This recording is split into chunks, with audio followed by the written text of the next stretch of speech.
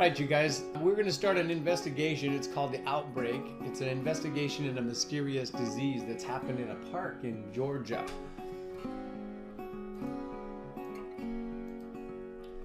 You will be playing the role of an officer in the Epidemic Intelligence Services of the Center for Disease Control in Atlanta, Georgia. As the EIS officer, you have been called in to the small town of Eden, Georgia, to investigate an outbreak in progress. You will be responsible for gathering data by interviewing the people affected by the outbreak and the surrounding people. After you have gathered sufficient data, you and other members of your investigative team will be asked to decide on a preliminary diagnosis. Plus, you will have to provide evidence of what diagnosis you have and why you chose that. As soon as your helicopter touches down, you will be met by a driver who will take you directly to Eden County Hospital, where you will meet with a physician who reported the outbreak. Her name is Dr. Clarissa Jones. You will gather information by conducting interviews, beginning with the individuals at Eden County Hospital. Those are the people who are directly affected.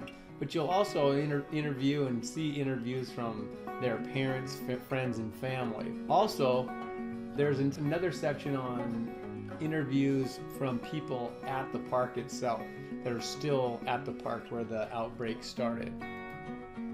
Using your investigative skills, you must uncover the source of the outbreak. You may need to leave the hospital and interview people at other locations. These options will become available to you as you visit and interview the right people. And you'll see as we go through the little program that the website actually takes you step by step. When you feel as though that you have interviewed enough people, you may proceed to the data analysis questions, which will guide you through a review of the facts that you have uncovered. You may wish to preview these questions prior to actually doing any of this, so that you will know what information to look for in the first place and have the best way to organize it, because you're going to have to organize the information. You're going to take their interviews, key information from those interviews, and come up with your understanding of symptoms and apply that to your diagnosis at the end.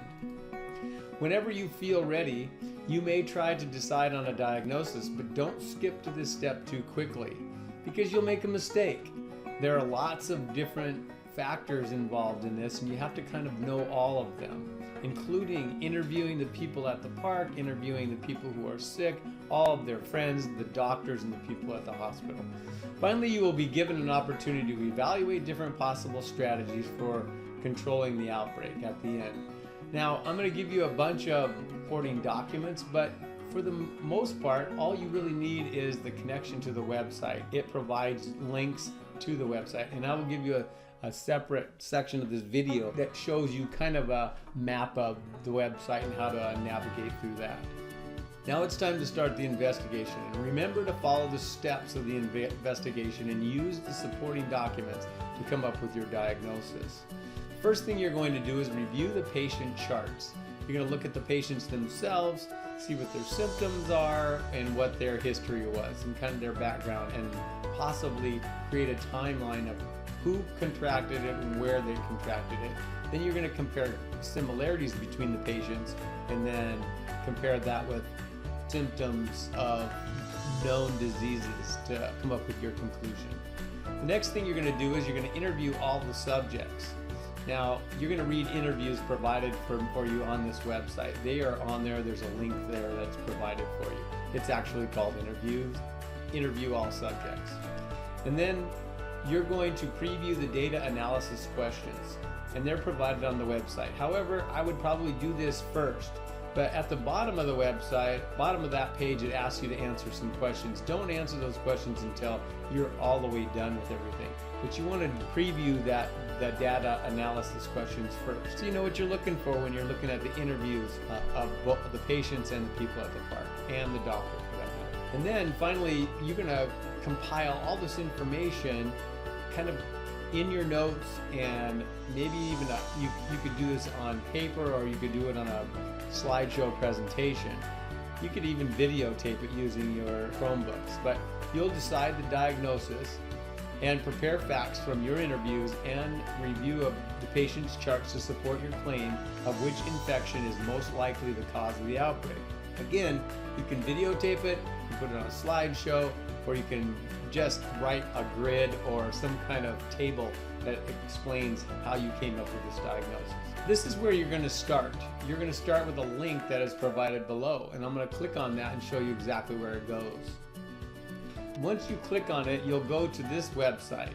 It's from the University of Colorado at Boulder.